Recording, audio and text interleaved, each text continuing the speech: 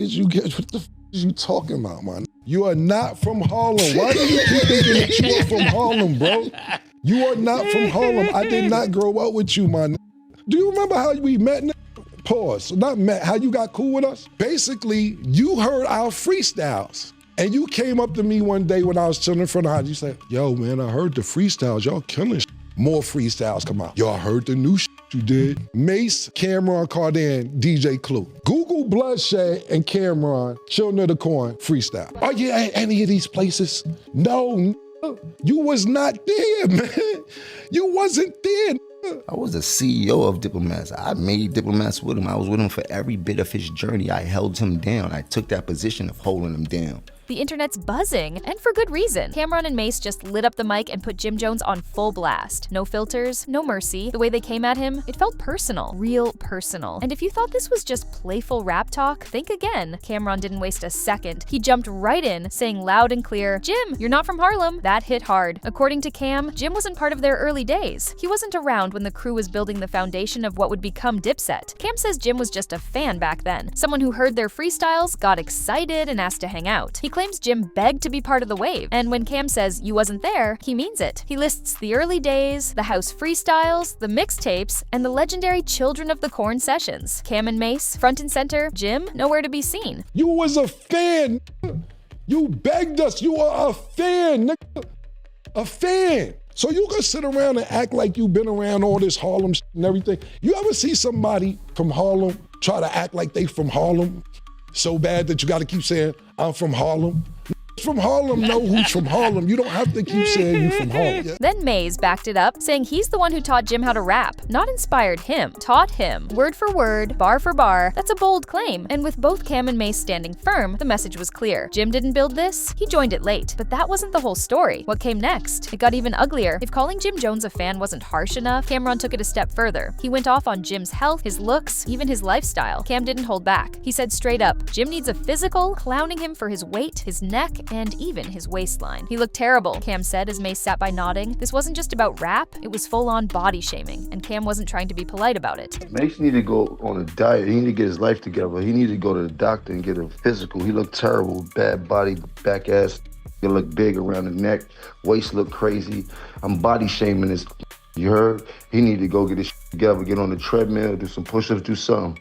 You heard? Especially for playing with me. But why get that personal? Why now? Cam made it clear. Jim crossed a line. So Cam snapped back. He painted a picture of someone who had no business acting like a boss, someone who clung to Harlem roots he never earned. Cam even laughed at the idea of Jim calling himself Harlem like it was a badge, saying real Harlem guys don't have to say it, they just are it. Then came the real gut punch. Cam brought up the time Jim ran from the BMF crew. According to Cam, when things got tense, Jim didn't stand tall. He ran right into the sand. Literally. Cam claims Jim got chased to the beach and had waves crashing over him as he tried to escape. And while Cam says he never told that story to clown Jim before, this time he let it rip, on purpose. And just when you think it couldn't get worse, the next moment left fans speechless. After dragging Jim's name through the sand, literally, Camron kept the fire coming. This time it wasn't just about the past, it was about patterns. Cam laid out a timeline of how Jim moves, and it wasn't pretty. He said every time someone really puts pressure on Jim, he folds. But when it's someone close, someone who actually cares, Jim turns cold. Cam pointed to French Montana as an example. He reminded everyone how Jim once tried to block French's rise in the game, but when things got tense and didn't go Jim's way, suddenly they're cool. So cool, Jim ends up at French's movie premiere, where he gets dissed right there on screen. And instead of leaving or saying something, Cam says Jim just sat there and took it. Quiet, smiling, embarrassed. Cam made it clear, real pressure makes Jim behave, but when it's friends like Cam or Mase, Jim gets bold, loud, disrespectful. Cam called that fake tough talk and said it's all about who Jim thinks he can get away with disrespecting. Mase didn't need to say much. His silence said it all. The way he looked at the camera, like he was watching a messy story play out again, and finally getting his moment to co-sign the truth. But what really got people talking was the claim that without Cam and Mase, Jim Jones wouldn't even exist in rap. And that truth, it cut deep. And what happened next would put that claim to the test. Cam and Mase weren't just talking feelings, they laid down facts, or at least their version of them. They said plain and simple, there would be no Jim Jones without them. Cam broke it down, saying he was the CEO of Dipset and built it from the ground up. He didn't just bring Jim in, he carried him, held him down, gave him a spot when nobody was asking for him. Cam even challenged Jim's claims of building the Diplomats brand. You were fanned out and you begged niggas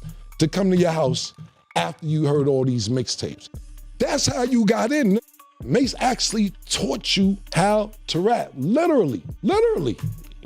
He taught you how to rap. He made it crystal clear, you ain't create none of this. To Cam, Jim was just a passenger on the ride, never the driver. Mase backed it up, repeating once again that he literally taught Jim how to rap, not inspired or guided, taught. And then came the part that really flipped the energy. Cam reminded everyone how Jim used to beg to hang around. He says Jim came to his house after hearing the mixtapes, all hyped up and starstruck. That's how he got in, not through talent, not through respect, through fandom. This wasn't just about music, this was about identity, about who really made Dipset what it was. Cam and Mase were drawing a clear line. We made this. You joined late. And just when fans thought Jim might clap back, Cam flipped the script with a warning. This is the last time I'm speaking on this, but the silence didn't last long because another side of the story was about to hit just as hard. After all the shots fired, Cam tried to sound like he was done. He said he wasn't here to tear Jim down, but that's exactly what he'd just done for the last 10 minutes. Cam claimed he never spoke on the time Jim ran from BMF to the beach, but now he let it all out. He said he held back for years, trying not to hurt Jim's image, but enough was enough. He reminded Jim of all the times he stayed silent while Jim talked slick in interviews, downplaying Cam's role in Dipset. Cam says Jim kept pushing this idea that he built everything, when in Cam's eyes, that couldn't be further from the truth. And while Cam was calling out lies, Mase chimed in with one simple truth. People laugh at lies, but the truth always hurts. You could feel the tension. This wasn't rap beef, this was history unraveling. But what came next? Jim's side of the story, and it didn't match up with theirs at all. When Jim finally responded, his tone was calm but firm. He didn't shout, he didn't throw insults. Instead, he reminded everyone of one thing. There's no Dipset without Jim Jones. Mase taught me how to rap,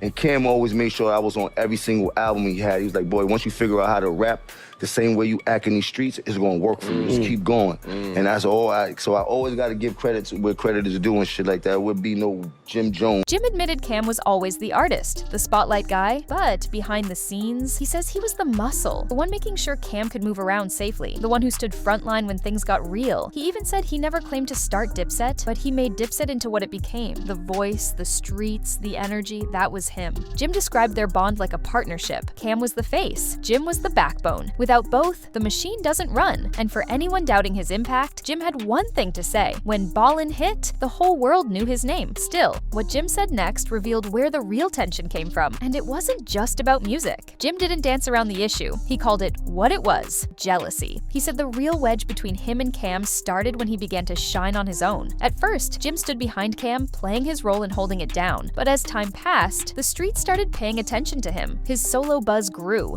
His music charted. People started calling Jim the face of Dipset. Jim says that's when things shifted. He moved from behind Cam to beside him and then in front. And Cam, he didn't like it. He compared it to Sammy the Bull becoming John Gotti, saying the right-hand man isn't supposed to outshine the boss. But that's exactly what started to happen. According to Jim, Cam couldn't handle seeing him go from soldier to star. And that silent tension, it turned into distance. But it didn't stop there, because the spotlight kept moving, and Jim's next move made things worse. As Jim's solo career took off, the cracks in Dipset started to show. When Ballin' became a hit, Jim wasn't just a crew member anymore, he was a headliner. That success changed everything. Suddenly, interviews were about him. Fans were chanting his name. The balance shifted and the brotherhood started to feel more like a competition. Jim says Cam began pulling away, and it wasn't just business, it was personal. They stopped moving as a unit. Cam, who once gave Jim the alley-oop, now seemed distant, even bitter. At the same time, Jim stayed in the streets, keeping the Dipset name alive through presence and muscle. But Cam, according to Jim, he was falling back. The result? 2 leaders, 2 directions, and 1 crew stuck in the middle. Still, the beef didn't explode right away. It simmered quietly until podcasts brought all the old wounds back into the public eye, and that's when it really got messy. The internet didn't create the beef, but it definitely poured gas on it. Jim pointed out how these podcasts, interviews, and viral clips reopened old wounds that were buried years ago. He said most of the drama fans are seeing now, it's not new. A lot of it already happened behind closed doors, but once Cam spoke on it publicly, even in passing, the floodgates opened. Jim didn't hold back. He said, these podcasts got everybody talking like it's brand new, but it's just recycled pain. He explained that fans today weren't around when Dipset was in its prime, so when they hear these stories,